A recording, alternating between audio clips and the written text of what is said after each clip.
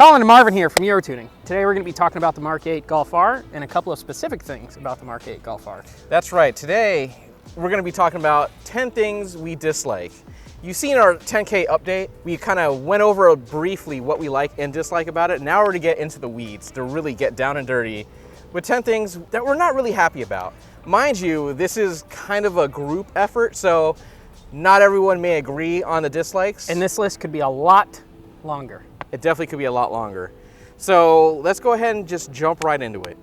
So starting inside the car, first of our list in no particular order is going to be the buttons, or the lack thereof with these interior buttons.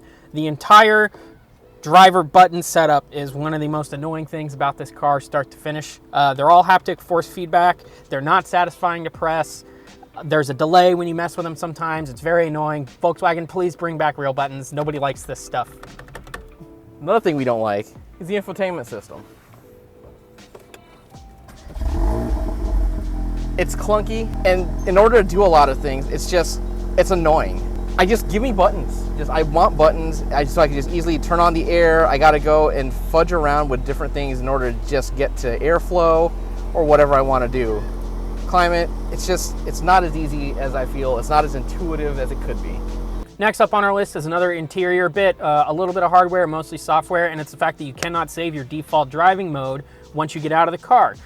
When you're in the car, you can say your driving mode to whatever you want, but as soon as you turn the car off, turn it back on, you're back in default sport mode. Doesn't matter what you've done beforehand, it will always put you back in sport mode, which is not what everybody wants. Thanks, Volkswagen. So another thing we don't like is the AC vent location. Yeah, it does a great job of cooling our knees. We get this nice gentle flow that's oh so sweet, especially in the summertime. However, the rest of my body suffers, and I'm not a fan of that. It's hot. We're in Florida. We need more. Do better, please. Next up on our list is something that plagues tons of performance Volkswagen and Audi models, and it's the sound actor. This isn't one that we really need to get into. It's just annoying. We wish they wouldn't do it. They pump fake engine noise into the cabin, and it just makes for a really weird driving experience. It's all electronic, doesn't sound right. Ours has been disabled for a long time, but please stop including sound actors and things. Another thing we don't like is the lack of a backlight for these controls right here. So you have your volume, you have your AC heat control buttons.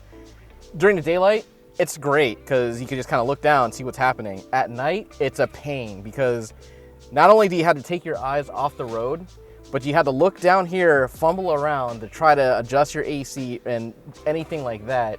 And that's just a safety issue. I don't understand the reasoning behind that design philosophy. So another thing that bothers us about this car, and this is a feature that not necessarily plagues a lot of new cars, but is installed on a lot of new cars that particularly enthusiasts don't care about, is auto start stop. It does exactly what it sounds like. It turns the car off when you come to a full stop, then it turns it back on again.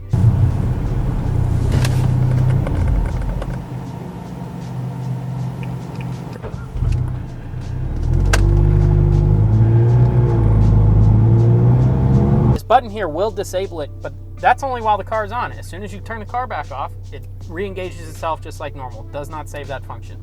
Thankfully, that can be fixed with a tune. UroTuning has a new patch coming out that will fix that, but just an annoying thing. One of the things I dislike is the interior quality. I feel it's a step down from previous generations.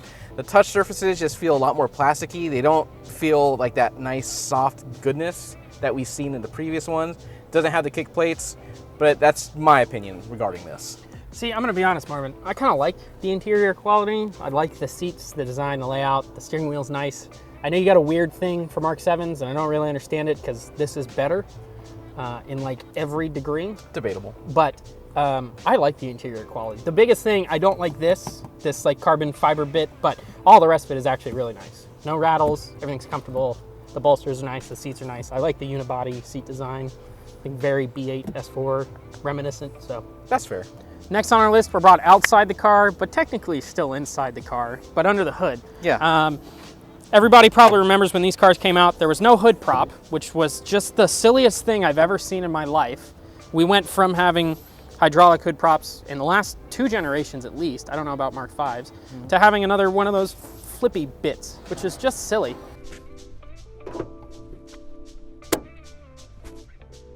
And I don't know why. Thankfully, there's an aftermarket solution for that. Shout out to Racing Line. And the engine cover, which has been recalled from factory, and there's no solution for that either. So we've got a nice carbon fiber E-Venturi one, but there's two things there that don't make any sense to me that are cost savings, but cause further issue. Yeah. Right? I don't understand get it. Two things that we dislike that were easily fixed, but still annoying. Like, nobody wants to buy a $50,000 car and have to prop their own hood up. I'm lazy. I don't want to do that. Yeah. I say the only cool thing about the engine cover, it just looks like Batman body armor, and that's it. It did. It did look like Batman body armor. Yeah. I think we still have ours. I think so. Don't tell Volkswagen. So one of the coolest new features that the Mark 8 expanded on from the Mark 7 was different driving modes. This includes things like comfort, sport, race, drift, special, and custom. Lets you change a couple of parameters of the car from factory that previously you used to not be able to do. Now one of those sounds particularly cool, drift mode. Supposedly it's supposed to let you send more power to the rear wheels and drift, but this is actually one of the things we dislike. None of this feels like an actual rear-wheel drive car. It all feels very artificial. It won't let you do full rotations on anything, and it just doesn't feel like a real proper drift mode. I'm not a drifter. I haven't done it a lot, but I feel like I would know how to swing a car, and this will just not let you do it. So there you have it. That's our 10 dislikes regarding the Mark 8 Golf R. Don't get us wrong. It is a really great car. It's just not perfect. Leaves a lot to be desired. Exactly, definitely leaves a lot to be desired. Then again, no car is perfect. Remember, we have our 10 like video as well, so you get to see the other half. And if you haven't checked it out already, remember to check out our 10,000 mile review where we update how this car is after a little over a year and a little over 10,000 miles. This has been Marvin and Colin from UroTuning. We'll see you next time. What do you want, Gian? So, where's the mayonnaise going in this sandwich? The mayonnaise is always the base. Yeah. You always put your sauces first. Yeah. You got your Cheese, though. You gotta have the boundary. Hold on. Slow your horses. Marker. Ham boning. Yeah. Because the mayonnaise protects all the liquid from getting down in the bread. Nobody likes soggy sandwiches. You do mayonnaise or mustard or barbecue, whatever you like. Yeah. Liquid coming from the sandwich. You never put like fresh You never had a veggies? juicy sandwich? Like tomatoes or something? Yeah, lettuce, tomatoes. I hate tomatoes. Who invited you here? What are you doing? I don't your like life? Gian behind the camera. It's weird that you're directing from not back there. Yeah. Anyways, it's auto start stop. This nonsense needs to stop being included in enthusiast cars, and it didn't turn on. It didn't do it.